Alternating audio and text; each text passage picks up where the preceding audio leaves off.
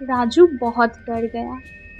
वह रोने लगा और बोलने लगा, मुझे माफ कर दो, मुझसे बहुत बड़ी गलती हो गई। पर चुड़ैल ने उसकी एक नहीं सुनी।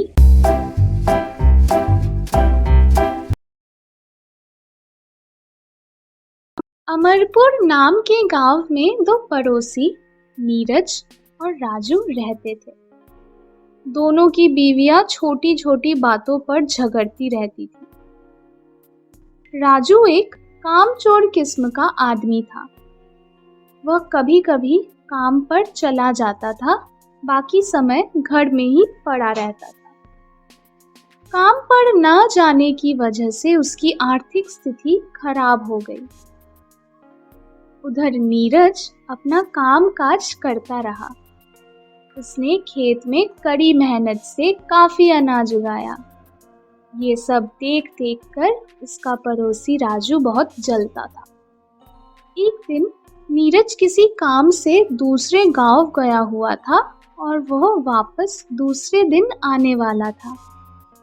ये बात राजू को पता चली तो उसने एक प्लान बनाया। जैसे ही रात हुई, राजू अपनी पत्नी के साथ उस प्लान को अंजाम देने के लिए तैयार हो गया। वह रात अमावस्या की रात थी। रात बिल्कुल अंधेरी एवं शांत थी। राजू और उसकी पत्नी चुपके से नीरज के घर में घुस गए और वहां से अनाज चुराने लग गए। जब वे दोनों अनाज चुराने में व्यस्त थे, उसी समय नीरज की पत्नी उन दोनों की आवाज सुनकर वहां आ गई। जब उसने देखा कि राजू और उसकी बीवी अनाज चुरा रहे हैं, तब नीरज की बीवी ने कहा कि आप ये क्या कर रहे हो? अपने पड़ोसी के घर में ही चोरी? ये सुनकर राजू और उसकी पत्नी डर गए और दोनों ने सोचा कि अगर इसने गांव वालों को ये बात बता दी तो वो लोग हमें गांव से बाहर निकाल देंगे। इस डर के मारे उन्होंने नीरज की पत्नी को पकड़ लिया। नीरज की पत्नी अपने आप को छुड़ाने की कोशिश कर रही थी। उसी कोशिश में उसने राजू के मुंह पर एक मुक्का मार दिया। इस कारण राजू को और ज्यादा गुस्सा आ गया और राजू ने नीरज की पत्नी को एक जोरदार धक्का मारा, जिससे नीरज की पत्नी थोड़ी दूर जा गिरी। गिरने के थोड़ी देर बाद भी वह वापस नहीं उठी तो राजू की पत्नी ने उसको उठाने की कोशिश की, पर वह नहीं उठी। तो राजू ने उसको ध्यान से चेक किया तो पता चला वो मर चुकी है। ये देखकर दोनों की हालत पतली हो चुकी थी।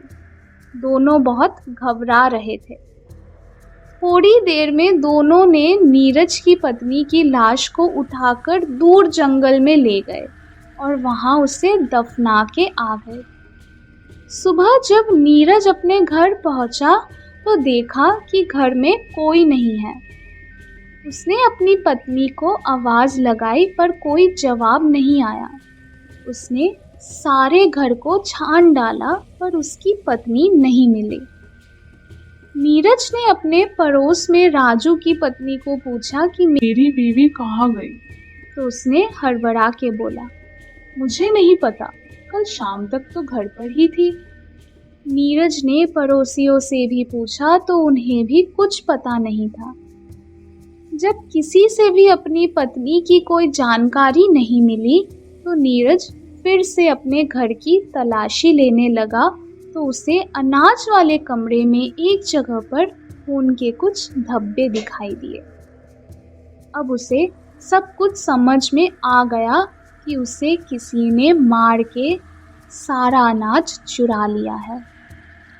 एक दिन गांव में कुछ लोग जंगल से लकड़ी लेने गए थे। जब वे लकड़ी काट ही रहे थे तब उन्हें किसी स्त्री के रोने की आवाज सुनाई दी। तो उन्होंने सोचा कि इस जंगल में कौन रो रहा है। वो लोग जिधर से आवाज आ रही थी उसी तरफ चल दिए।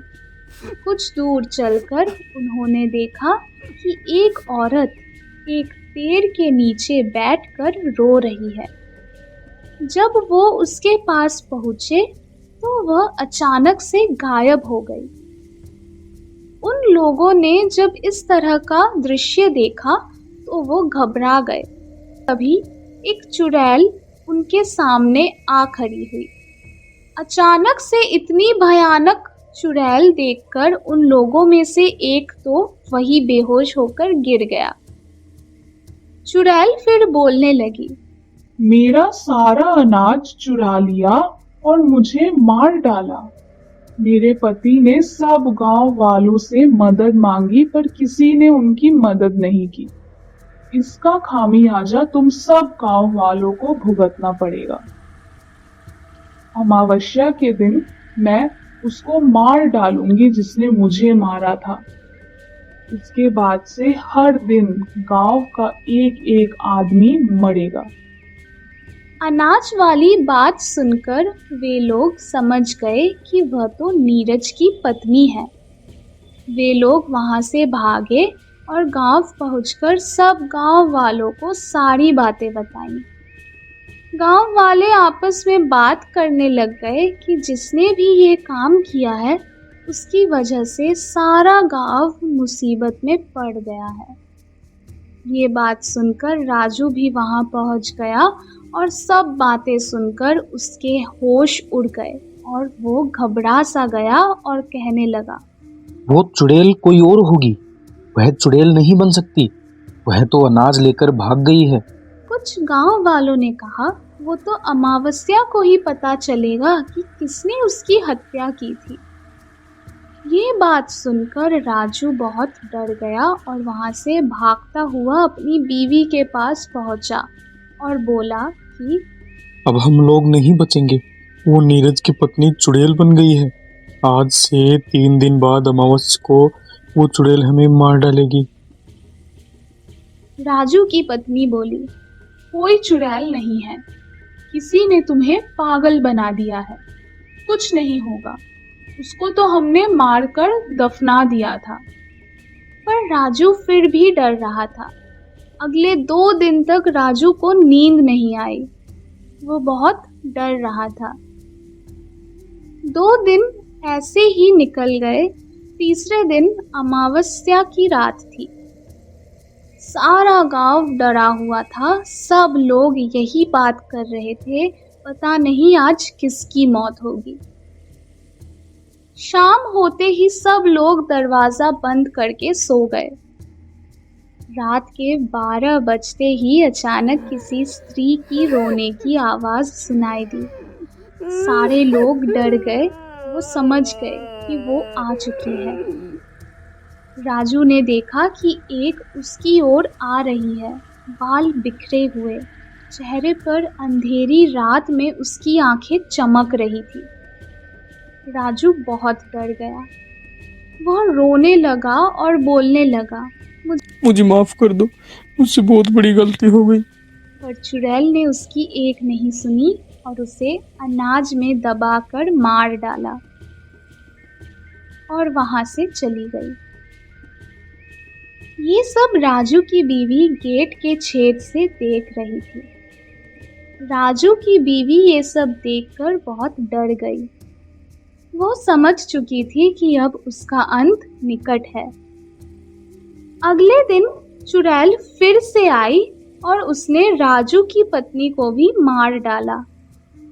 सारे गांव वाले समझ गए थे कि राजू और उसकी पत्नी ने ही नीरज की पत्नी को मारा था।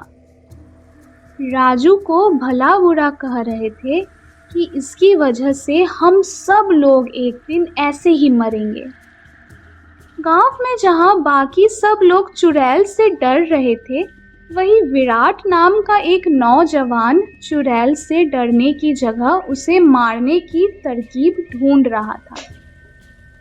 वह भगवान में अटूट विश्वास रखने वाला इंसान था। उसने अपने मंत्रों से चुड़ैल को पकड़ने एवं उसे मारने का तरीका ढूंढ लिया था।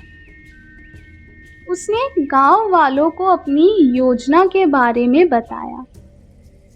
योजना के अनुसार दूसरे दिन चुड़ैल के आने से पहले कि विराट ने अपने मंत्रों से एक जगह ऐसी बनाई कि वहां आने के बाद चुड़ैल वहां कैद हो जाएगी, वहां से भाग नहीं पाएगी।